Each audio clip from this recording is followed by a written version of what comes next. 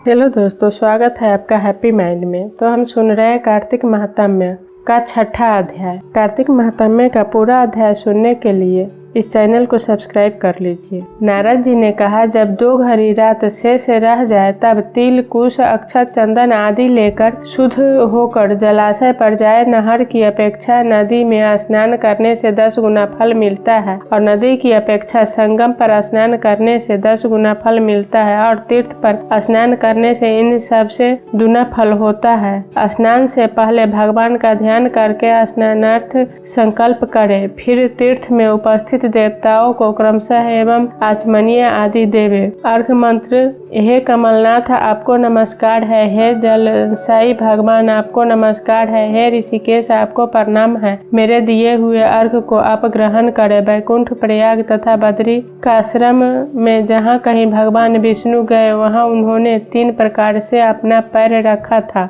वहाँ पर ऋषि, वेद, यज्ञों के सहित समस्त देवता मेरी रक्षा करते रहे। हे जनार्दन, हे दामोदर, हे देवेश, आपको प्रसन्न करने के लिए मैं कार्तिक पक्ष में विधिवत प्रातः स्नान कर रहा हूँ। आपकी कृपा से मेरे समस्त पाप नष्ट हो जाए। हे हरे, कार्तिक मास में व्रत तथा विधि पूर्वक स्नान करने वाला मैं अर्घ देता हूँ। आप राधिका सहित ग्रहण करें। हे कृष्ण, हे प्रबल राक्षसों का नाश करने वाले भगवान, हे पाप नाशक, कार्तिक मास में नित्य प्रति दिए हुए मेरे इस अर्घ द्वारा कार्तिक स्नान का व्रत करने वाला फल मुझे प्राप्त हो। विष्णु, शंकर तथा सूर्य का ध्यान करके जल में प्रवेश करे और नाभि पर्यंत जल में खड़ा होकर विधि पूर्वक स्नान करे। गृहस्थी तिल और आंवले का चूर्ण लगाकर विधवा स्त्री व जति तुलसी की जड़ की मिट्टी लगा के स्नान करे। सप्तमी, अमावस्या, नवमी, त्रयोदशी, द्वितीया, दशमी आदि तिथियों को आंवला तथा तिल से स्नान नहीं करना चाहिए। स्नान करते हुए निम्न शब्द कहे: जिस भक्ति भाव से भगवान ने देवताओं के कार्य के लिए 3 प्रकार का रूप धारण किया था, वही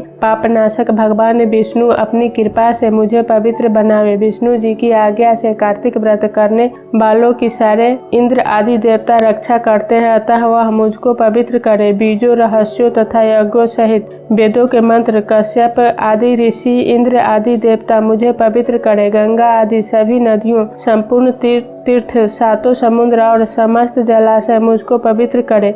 अदिति आदि सभी नारियों, यज्ञ, सिद्ध, सर्प, सब औषधियों, तीनों लोकों में पर्वत मुझे पवित्र करे। इन शब्दों को कहकर स्नान करने के पश्चात बढ़ती हाथ में पवित्री धारण करके देवता, ऋषि, मनुष्य तथा पितरों का विधिवत तर्पण करते समय जितने भी तिल तर्पण में रहते हैं उनसे वर्ष पर्यंत व्रती के पितृगण स्वर्ग में वास करते हैं। तत्पश्चात व्रत करने वाला जल से निकलकर शुद्ध वस्त्र पहने और प्रातः काल के सब कृत्यों से निवृत्त होकर पुनः भगवान विष्णु का पूजन करे। समस्त तीर्थों के सारे देवताओं का स्मरण करके भक्ति पूर्वक सावधान होकर चंदन, फूल और फलों सहित भगवान विष्णु को फिर अर्घ देवे। अर्घ मंत्र का अर्थ यह है: पवित्र कार्तिक मास में मैंने स्नान किया है। हे विष्णु जी, राधा के साथ आप मेरे दिए अर्घ को ग्रहण करें। पश्चात चंदन, फूल और तांबूल आदि से वेद पाठी ब्राह्मणों का श्रद्धा पूर्वक पूजन करे और बार बार साष्टांग प्रणाम करे। ब्राह्मणों के दाएं पैर में तीर्थ रहते हैं, मुख में वेद और सारे अंगों में देवता निवास करते हैं। अपने कल्याण की कामना रखने वाले